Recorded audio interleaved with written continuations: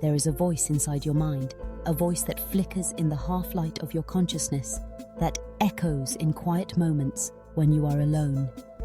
It tells you that you're not enough, not smart enough, not kind enough, not strong enough. Sometimes it whispers when you make a mistake. Sometimes it shouts when you dare to dream.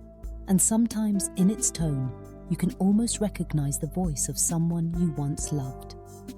Someone whose approval you desperately sought. But where did this voice come from? And why does it feel so familiar? Like a shadow that's always been there, quietly shaping how you see yourself. To understand the origin of your inner critic, imagine yourself as a child. Vulnerable, open, a blank canvas, eager to be painted with love. Your world was simple then. You reached for what you wanted, expressed what you felt, believed you were worthy, just as you were. But children are sensitive, and the world is not always gentle. Perhaps, when you cried, someone rolled their eyes, dismissing your tears as too much. When you failed, someone sighed, disappointment hanging heavy in the air. Maybe you saw a frown, felt the sting of a harsh word, or simply sensed that your joy, your pain, your needs were inconvenient. You were too young to understand adult frustrations or the complexities of their own wounds. You only knew the feeling of being too much or not enough. And so, you made a silent, invisible calculation. If the world reacts this way to me, something inside me must be wrong. Not them, me. It was the only way your mind could make sense of pain. And so the inner critic was born. Not to hurt you, but to protect you. It became a part of you that tried to keep you safe from future pain by warning you, judging you first, before the world had a chance. This inner critic is not a monster. It is a guardian, albeit a misguided one. It echoes the voices you heard in childhood, the expectations you felt, the love you longed for and sometimes did not receive. It is the echo of someone else's pain, passed down, internalized, woven into your story. You learn to preempt rejection by rejecting yourself, to avoid criticism by criticizing yourself, to sidestep shame by shrinking from your own light. All of this not because you were weak, but because you were wise. Your inner child was doing what she could to survive. As you grew, the voice didn't disappear. It became more sophisticated, blending with your own thoughts. It told you to aim higher, to hide your flaws, to be careful who you trust. It became the lens through which you viewed your successes and failures, your body, your dreams. Sometimes it motivated you to try harder. Other times, it paralyzed you with fear. But always, beneath the surface, it was trying to keep you safe from the pain of disconnection, the fear of rejection, the terror of not belonging. Carl Jung called this the shadow, the parts of ourselves we hide, deny or reject, believing they are unlovable. The shadow is not just darkness. It is anything we push away to be accepted. In modern psychology, especially in internal family systems, this voice is known as the inner critic, a protector part. Its logic is simple. If I keep you small, maybe you won't get hurt again. If I judge you first, maybe others won't. If I remind you of your flaws, maybe you'll never risk being vulnerable enough to be wounded. Our brains are wired for survival, not happiness. When you were young, your nervous system learned to anticipate pain, to avoid danger, to read the room before you entered. The inner critic became your internal bodyguard, always vigilant, always scanning for threats. But the threats it sees are not tigers or storms. They're the possibility of not being wanted, not being good enough, not being loved. The critic's voice is sharp because it believes the world is harsh. It learned this from experience. But here's the paradox. The very voice that tries to protect you often becomes the source of your deepest pain. It judges you before you even begin. It tells you not to try, not to hope, not to trust. It keeps you in a small, safe box, but the cost is great. You stop seeing your own beauty. You forget your inherent worth. You become afraid of your own potential. The critic means well, but its methods are outdated, rooted in old wounds that no longer serve you. What if, instead of fighting the inner critic, you listened to it? What if beneath its harshness, there is a soft plea for safety, a longing to be reassured? Imagine sitting beside this part of yourself, not as an enemy, but as an old friend who is simply exhausted, who has held the shield for so long and is tired. Can you ask it gently, what are you afraid I'll become? What are you still trying to protect me from? You may discover that beneath the criticism is a deep love, a desire to keep you from being hurt as you once were. The critic is not your enemy. It is a wounded child, frightened and alone. It is the part of you that learned to be vigilant, to be perfect, to never let your guard down. It is the part that believed love was conditional, that worth had to be earned. But you are no longer that defenseless child. You are an adult, with new resources, new wisdom, new choices. The critic does not need to run the show anymore. It can rest. It can heal. Healing does not mean silencing the inner critic with force. The more you fight it, the louder it becomes. Instead, healing is about understanding, about bringing compassion to the parts of you that hurt. When you notice the critic's voice, pause. Take a breath. See if you can feel the fear beneath the words, the worry that if you're not perfect, you'll be abandoned, the belief that if you're not enough, you'll be unloved. Thank this voice for its efforts. Let it know that you see its intention, even if its methods no longer serve you. You don't need to be perfect to be worthy.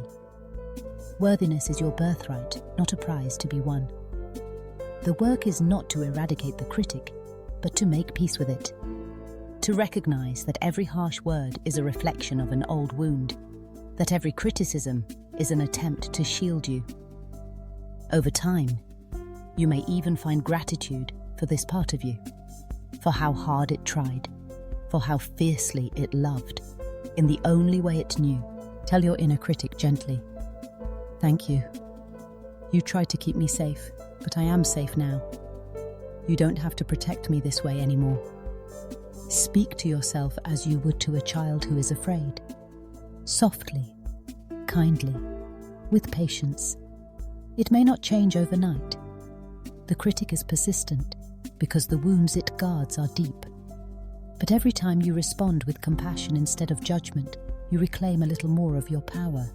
You become a little more free. Healing begins when you see the part of you that hurts, and instead of judging it, you hold it. Not to fix it, not to force it away, but to say, "I'm still here. I still love you, even now, especially now." The inner critic may never disappear completely, but it can become softer, quieter, less dominant. You can learn to recognize its voice, to separate it from your own truth, to hold boundaries with kindness. Imagine for a moment standing in a forest at dawn.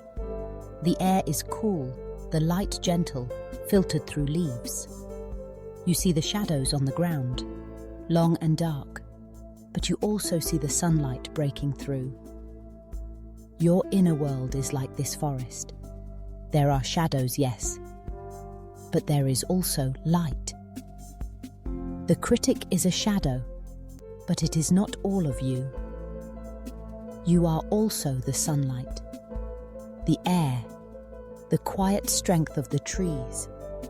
You are more than the sum of your wounds. Every time you choose compassion over criticism, you let in a little more light. Every time you hold space for your fears, rather than pushing them away, you become more whole. Healing is not about becoming someone new. It is about remembering who you were before the world told you to shrink. It is about returning home to yourself, with gentleness, with patience, with love. If this feels like a whisper to your heart, know that you are not alone. Thousands of souls walk this path, learning to befriend their shadows, to heal their inner wounds, to reclaim their worth. The journey is not linear. There will be days when the critic's voice is loud, when old pain resurfaces, when you feel small again. That's okay. Healing is not a race. It is a spiral, circling deeper and deeper into self-understanding, self-acceptance, self-love. You do not need to fix yourself to heal. You do not need to silence your inner critic to be at peace. You need only to listen, to bring curiosity where there was judgment, to bring softness where there was harshness, to bring love where there was fear. The critic is not the enemy. It is a part of you that longs to be seen, understood, held. When you offer it compassion, you offer yourself freedom. Let this be your invitation. The next time you hear that familiar voice telling you that you're not enough, pause, breathe. Remember that the voice is old. It is not the voice of your future. It is the echo of your past. You can choose in that moment to listen with new ears, to respond with new words, to say, "Thank you for trying to protect me, but I am safe now. I am worthy. I am enough." Over time, your inner world will change. The critic will soften. The shadows will lighten. The child inside you will feel safe enough to dream again, to play, to hope. You will discover that healing is not about banishing darkness, but embracing the dance between shadow and light. Life is full of both. You are full of both. And both are beautiful. If this feels like a gentle echo in your heart, know that you belong here. Shadow Bloom. Healing is a space for sensitive souls, seekers, healers, and dreamers. Anyone who longs to come home to themselves. Gently, slowly, fully. Every week, we share new invitations to self-compassion, self-discovery, and radical acceptance. You are not alone on this journey. You are seen, you are valued, you are loved, just as you are. Healing is not a destination, it is a way of being. It begins each time you choose love over fear, compassion over criticism, presence over avoidance. Each time you hold your inner child with tenderness. Each time you thank your inner critic for its efforts and invite it to rest. Each time you remember, you are enough. You have always been enough. So, the next time you stand before the mirror and the critic begins to speak, let your gaze soften. Let your breath deepen. See the woman you are.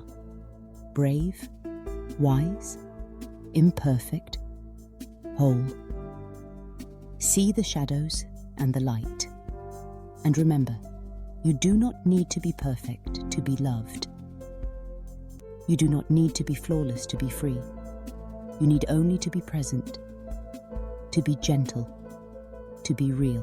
Healing begins with a single act of kindness, offered first to yourself. It grows with each moment of acceptance, each breath of compassion, each silent promise. I will not abandon myself, not now, not ever. May you find peace in the pauses, light in the shadows, and softness in the places that hurt. May you remember that your worth is not up for debate. May you learn to love the voice inside, not because it is always right, but because it is always trying. And may you, one day, look back and see how far you've come.